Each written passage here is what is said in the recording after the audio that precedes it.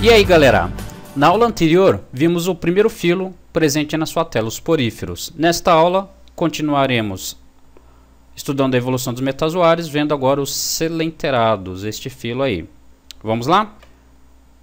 A característica presente no nome selenterado, qual é? Cele significa cavidade e entram intestino. Então esses animais têm uma cavidade intestinal ou uma cavidade digestiva. Ou seja, neste filo surgiu o sistema digestório. Aí está a primeira novidade evolutiva deste filo, em relação ao filo anterior, os poríferos. E quinidário é relacionado aos quinidoblastos, células presentes somente neste filo. Vamos aos exemplos. Que tipo de animal é este aí? Isso, muito bem, um coral cérebro. Este é uma água-viva, muito bem. Uma anêmona, legal. Uma caravela portuguesa. E uma hidra, hidrozoário de água doce. Então, de novo, neste filo temos animais de água salgada e animais de água doce. Vamos à anatomia dos quinidários. Observe o desenho aí na sua tela. Esta abertura apontada pela seta já é uma boca porque, como vimos, neste filo surgiu o sistema digestório, beleza? Se cortarmos o animal, veremos uma cavidade interna, a cavidade gastrovascular. Revestindo externamente o animal temos a epiderme e internamente a gastroderme. A gastroderme é derivada da endoderme do embrião e a epiderme é derivada da ectoderme do embrião. Então esses animais, quando embriões, têm dois tecidos, então a gente fala que eles são diblásticos, tudo bem? Ampliando agora a parede do corpo da esponja, veremos em roxo a epiderme, revestindo externamente o animal, e em rosa a gastroderme, revestindo internamente o animal. Observando a epiderme, ela contém células especiais, principalmente nos tentáculos, que são essas duas aí, os quinidoblastos ou quinidócitos. Essas células contêm um coquetel de substâncias que estão no interior de uma bolsa, o nematocisto. Quando algum animal encosta no quinidocílio, que é esta espécie de espinho aqui, ó, um filamento urticante guardado sob pressão é disparado, observe na célula de baixo, e injeta a substância urticante no animal. Se for um animal pequeno, a substância o paralisa e o mata. Então o quinidoblasto serve para defesa e captura de alimento, captura de presas.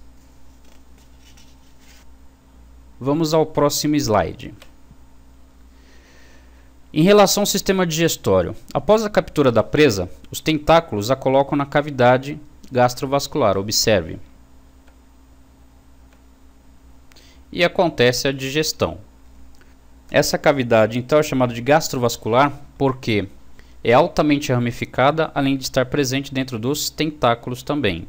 O que não foi digerido nem absorvido sai através da boca, então o sistema digestório só tem boca e não tem ânus, então ele é chamado de incompleto. E o sistema nervoso? Ele contém, observe, neurônios, só que esses neurônios estão espalhados pelo corpo do animal, embora mantenham conexões uns com os outros. Como eles estão espalhados, a gente chama de sistema nervoso difuso. Ok? Se observarmos só o sistema nervoso, a aparência é de uma rede, então o sistema nervoso também é chamado de sistema nervoso em rede.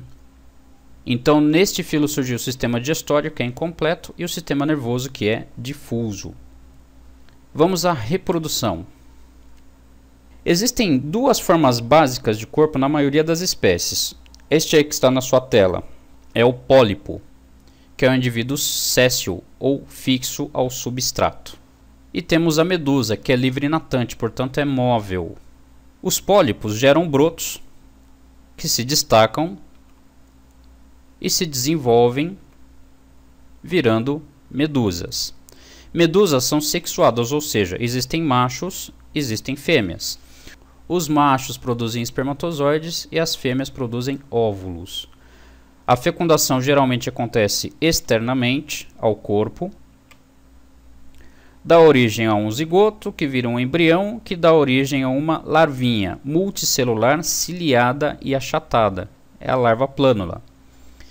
Esta larva se fixa ao substrato e se desenvolve virando novamente um pólipo. E aí o ciclo está completo.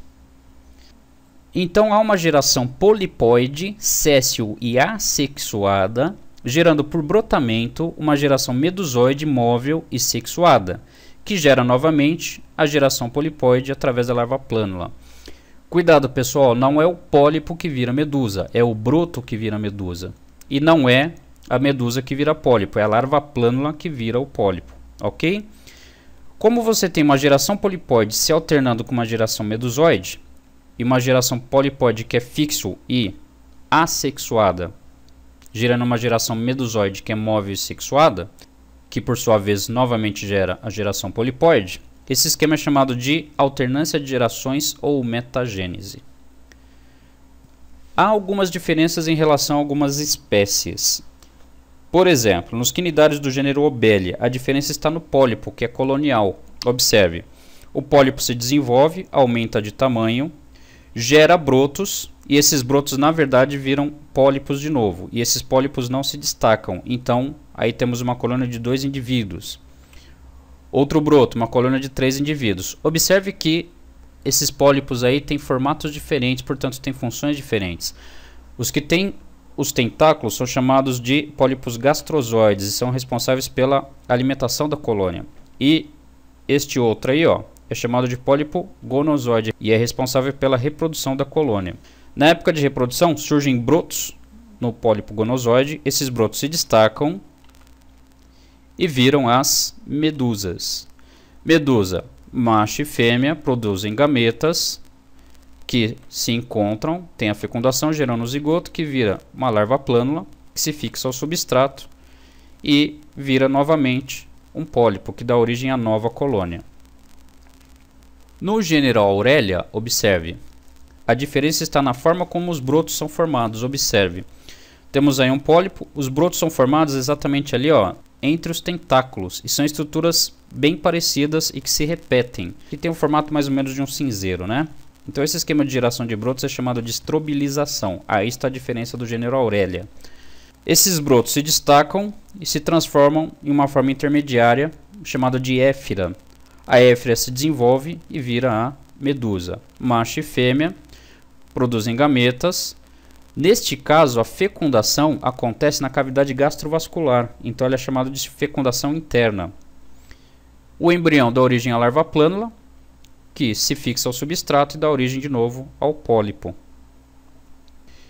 E na hidra, observe, não existe medusa em hidra, só existe pólipo. Então tem dois tipos básicos de reprodução.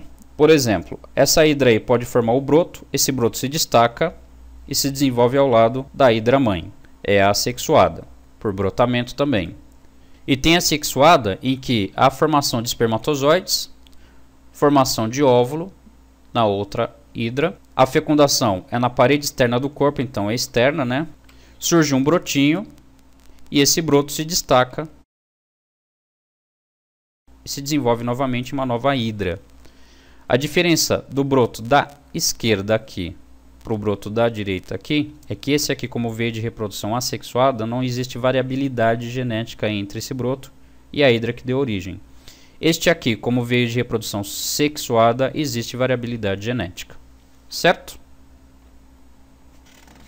E por último, a classificação. A classificação das esponjas tem por critério a forma predominante de corpo, se é pólipo ou se é medusa. Na classe Scyphozoa, predominam as formas medusoides, que vivem mais tempo que os pólipos. Como exemplo, temos as grandes medusas. Na classe Hydrozoa, predominam as formas polipóides, que vivem mais tempo que as medusas. Como exemplo, Obelia e a hidra. A hidra, neste caso, não existe medusa, tá? Mas é exceção. E na classe Anthozoa, só temos as formas polipóides, são os corais e as anêmonas, como exemplo. Temos ainda a classe Cubozoa, que não é muito comum em vestibular. Novamente, a classificação não é muito comum nos vestibulares atuais, beleza? Novamente, aí temos uma ficha resumo. Pause o vídeo se quiser e copie. Pessoal, por enquanto é isso. Na próxima aula abordaremos os plateumintos, o terceiro filo. Abraço e até mais. Tchau, tchau.